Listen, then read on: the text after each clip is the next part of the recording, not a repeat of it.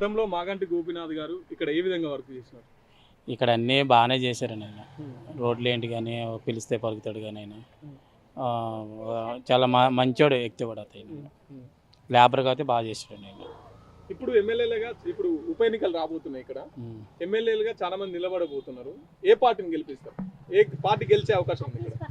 కేసీఆర్ అనుకుంటున్నాను. BRS party. BRS అంటే ఆయన అయితే గతంలో కొన్ని పనులు బాగా చేశారు ఆయన. లేబర్కి ఏంటి దేనికైనా సరే బాగానే చేశాడు. ఎవరు ఎమ్మెల్యేగా ఎవరు ఉంటే బాగుంటుంది అనుకుంటారు? ఇక్కడ ఎవరిని కోరుకుంటారు మీరు?